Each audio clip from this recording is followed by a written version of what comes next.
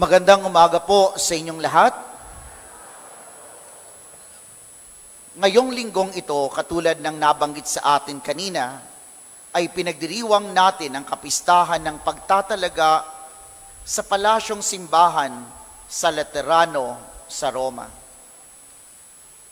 Ano nga ba ang kahalagahan ng pagdiriwang na ito? Bakit natin kailangan na ipagdiwang? Siguro, ito yung katanungan na namumutawi sa ating mga isipan sa ngayon. Why celebrate the feast of the Basilica, the dedication of the Basilica of St. John Lateran?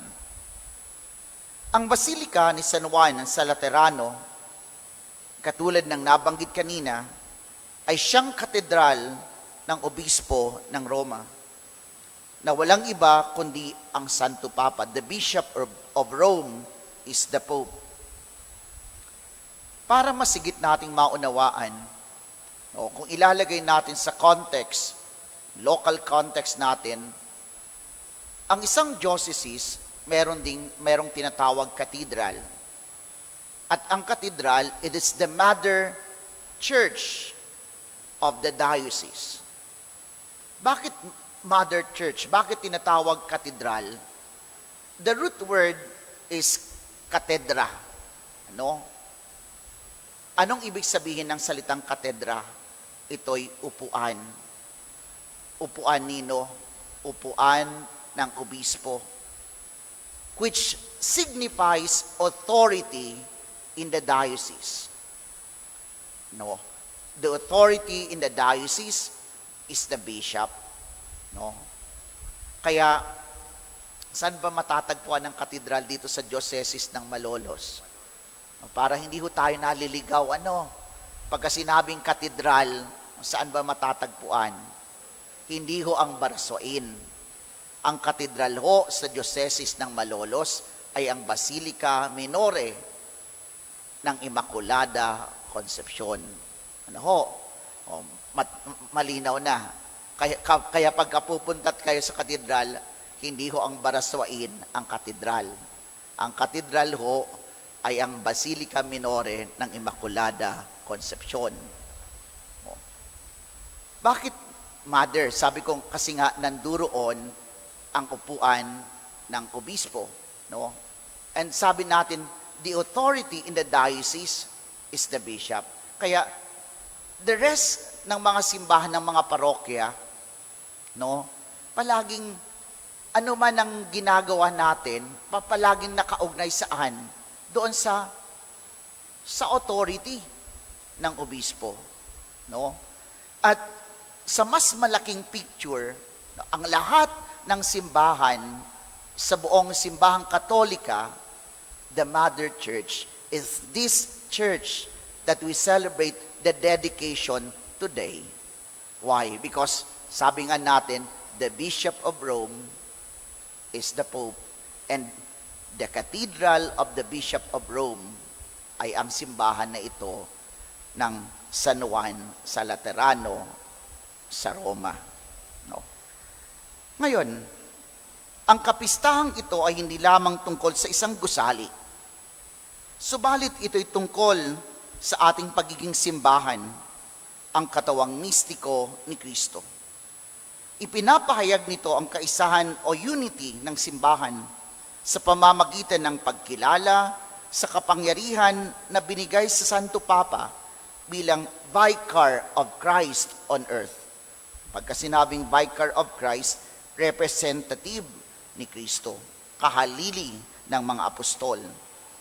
Kung kaya't ang pagkilala natin sa katotohanan ito ay nagpapahayag din ng ating kaugnayan kay Kristo na siyang ulo ng simbahan, the head of the church. Sa unang pagbasa, napakinggan natin ang isang napakaganda at mahalagang larawan ng kahalagahan ng pagkilala na ating ginagawa ngayon. Sabi sa atin sa unang pagbasa, doon sa templo ay may bukal ng tubig na dumadaloy, na kung saan ang bawat madaanan nito ay nagkakaroon ng buhay, nananariwa at nagkakaroon ng buhay.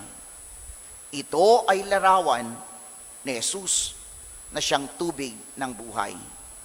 Kung maalala natin, we are also being reminded of what happened when Jesus was crucified. Nang si Jesus ay ipinako sa krus at nang siya'y inulos ng sibat sa tagiliran, anong dumaloy? Masaganang dugo at tubig ng ating Panginoon. At ano ang kahulugan nito? Anong pinapahayag nito tungkol sa simbahan? Ito ay larawan ng mga biyaya na ating tinatanggap sa mga sakramento, sapagkat ang mga sakramento na ating pinagdiriwang ay bunga ng pagpapakasakit, pagkamatay at muling pagkabuhay ng ating Panginoon. Paano natin tinatanggap ang mga sakramento? Who dispenses the sacraments? It is the church. Ang simbahan ang nagkakaloob ng mga sakramento.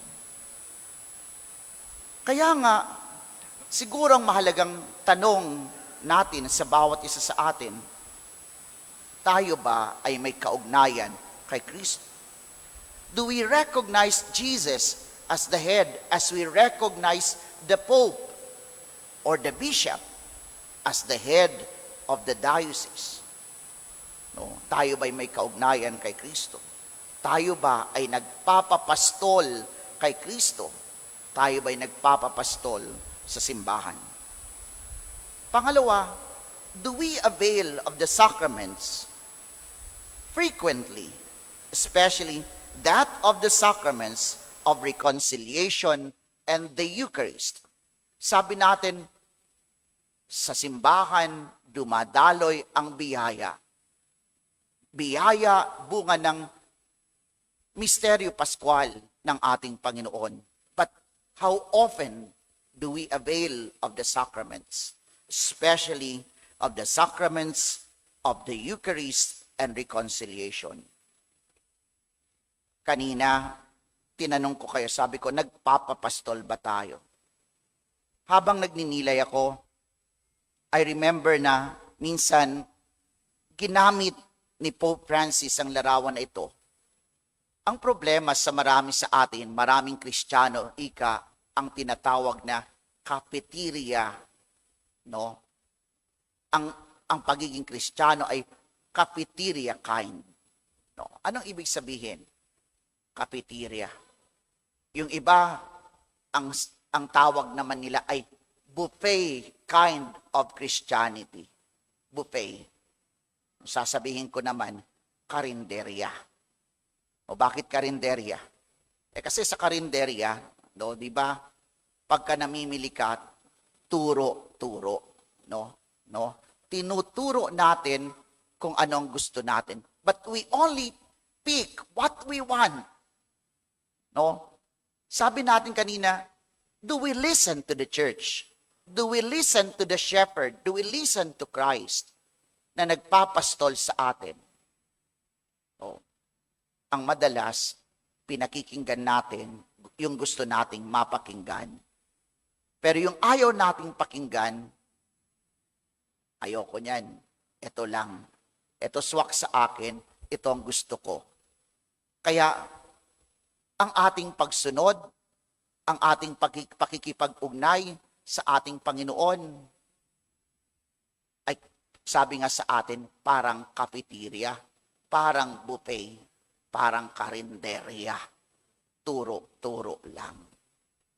Sana makita natin, no, sabi nga natin kanina, what we celebrate today is not just the dedication of the building. It is not just about the building, but it is about us. Ito'y tungkol sa atin bilang simbahan.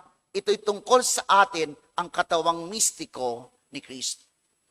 Ang malasakit ni Kristo ay hindi lamang sa gusali.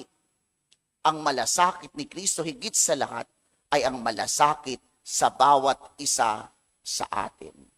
No? At sana yun yung makita natin, bakit tayo pinapastulan? Bakit tayo pinagkakalooban ng mga biyayang kailangan natin? sapagkat ganon na lamang ang malasakit ni Kristo sa atin. Pero, yun nga, ang problema, katulad ng problema ng maraming lugar, no? Ang problema ng maraming lugar, kalat. No, kalat. Basura. At minsan din, ginawa nating basurahan ang ating mga sarili.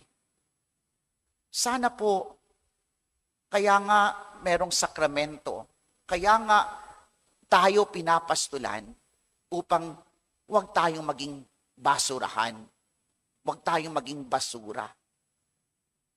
Kaya nagagalit tayo, oo, nagagalit tayo sa mga kaganapan sa kapaligiran natin. Pero yung galit sana natin, katulad ng galit ng ating Panginoon, ay magbunsod para magkaroon tayo mismo ng sariling pagkilos, ng pagbabago. No? Nagagalit tayo, pero we don't change ourselves. Our decisions in life remains to be the same. The choices that we make in life remains to be the same. Hanggat nananatiling ganito, at kung hindi nga natin nakikita ang kahalagahan ng ginagawa sa atin na pagpapastol ni Kristo at ng simbahan, mananatiling, we will only keep on picking the things that we like. Pag hindi swak, I will not benefit. Ayoko na. Sana makita nyo, sobra ang pagmamahal, sobrang malasakit ni Kristo sa atin, sapagkat ayaw niya na mapariwara tayo. Magpapastol tayo. Magdamayan tayo bilang simbahan. Sabi nga ng isang pari, maging Eucharistia. Share.